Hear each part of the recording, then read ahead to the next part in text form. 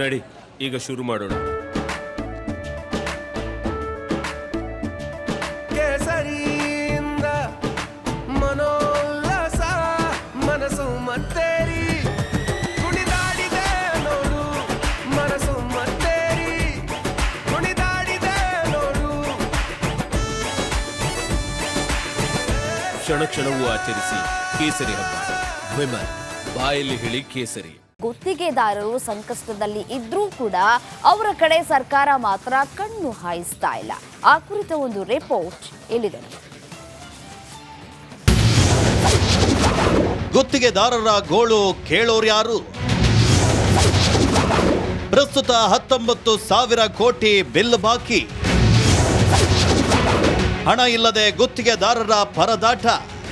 ರಾಜ್ಯದಲ್ಲೇ ಕಾಂಗ್ರೆಸ್ ಸರ್ಕಾರ ಅಧಿಕಾರಕ್ಕೆ ಬಂದಾಗಿನಿಂದ ಬಾಕಿ ಬಿಲ್ಗಾಗಿ ಉತ್ತರ ಕರ್ನಾಟಕದ ಗುತ್ತಿಗೆದಾರರು ಹೋರಾಟ ಮಾಡ್ತಲೇ ಬಂದಿದ್ದಾರೆ. ಬರೋಬ್ಬರಿ 19,000 ಕೋಟಿಗೂ ಹೆಚ್ಚು ಬಿಲ್ ಬಾಕಿ ಉಳಿಸಿಕೊಂಡಿದೆಯಂತೆ ಸರ್ಕಾರ. ಲೋಕೋಪಯೋಗಿ ಇಲಾಖೆಯಲ್ಲಿ 4,000 ಕೋಟಿ, ಬೃಹತ್ ನೀರಾವರಿ ಇಲಾಖೆಯಲ್ಲಿ 8,000 ಕೋಟಿ, ಸಣ್ಣ ನೀರಾವರಿ ಇಲಾಖೆಯ 2,000 ಕೋಟಿ ಹಾಗೂ ಇತರ ಇಲಾಖೆಯ 5,000 ಕೋಟಿ ಸೇರಿದಂತೆ ಒಟ್ಟು 19,000 ಕೋಟಿ ಬಾಕಿ ಇಟ್ಕೊಂಡಿದೆಯಂತೆ.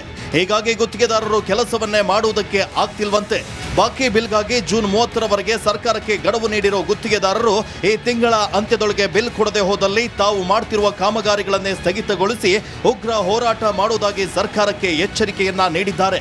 ಸರ್, ಈಗ 19,000 ಕೋಟಿ ಬಾಕಿ ಇದೆ.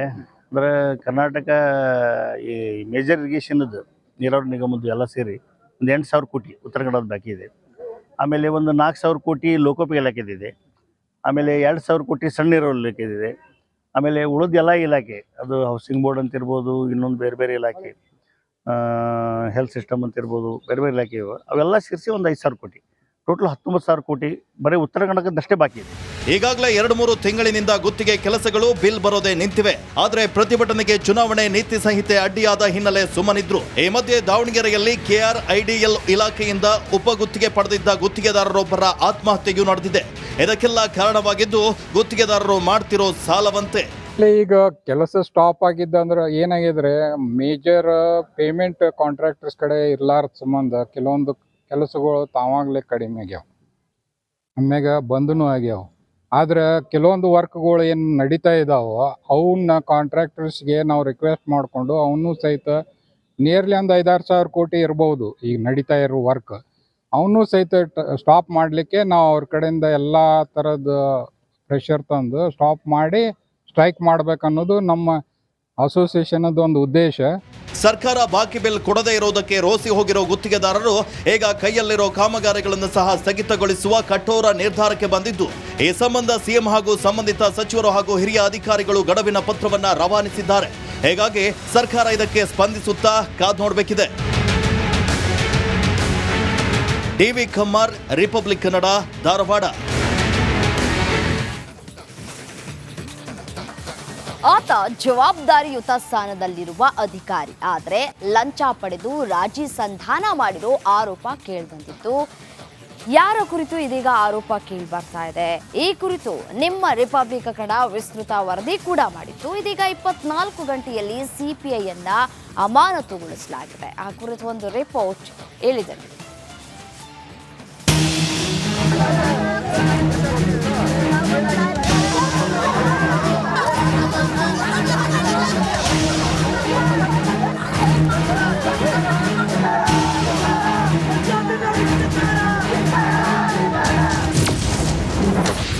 ಸಿಪಿಐ ವಿರುದ್ಧ ಲಂಚ ಪಡೆದ ಆರೋಪ. ವರದಿ ಪ್ರಸಾರವಾದ 24 ಗಂಟೆಯಲ್ಲೇ ಇಂಪ್ಯಾಕ್ಟ್. ಸಿಪಿಐ ಎಂಎಂ ನದಾಫ್ ಅಮಾನತು.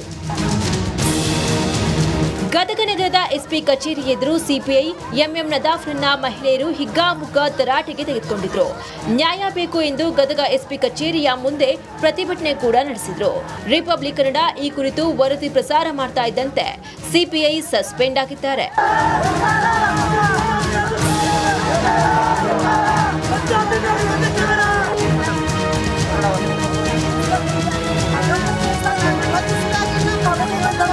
ಗದಗ ತಾಲೂಕಿನ ಸಣ್ಣ ಅಡವಿ ಸೋಮಾಪುರ ತಾಂಡ ನಿವಾಸಿಗಳಾದ ವೆಂಕಪ್ಪ ಲಮಾಣಿ ಹಾಗೂ ಕುಬೇರ ಲಮಾಣಿ ಕುಟುಂಬಸ್ಥರ ನಡುವೆ ಜಮೀನಿನ ವಿಚಾರಕ್ಕೆ ಮಾರಾಮಾರಿಯಾಗಿತ್ತು.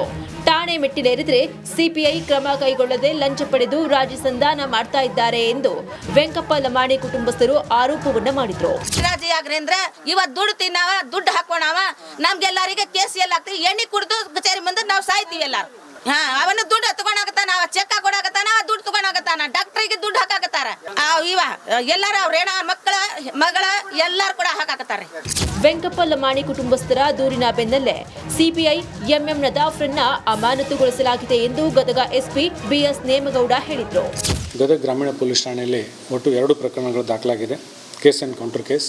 ಇದು ಒಂದು ಜಮೀನಿನ ಬದುವಿನ ವ್ಯಾಜ್ಯಕ್ಕೆ ಸಂಬಂಧಪಟ್ಟಂತೆ ಕುಬೇರ್ ತಂದೆ ರಾಮಪ್ಪ ಲಮಾಣಿ ಅಡವಿ ಸೋಮಾಪುರ ಸಣ್ಣ ತಾಂಡದವರು ಸುಮಾರು 17 ಜನರ ಮೇಲೆ ಕಂಪ್ಲೇಂಟ್ ಕೊಟ್ಟಿದ್ದಾರೆ.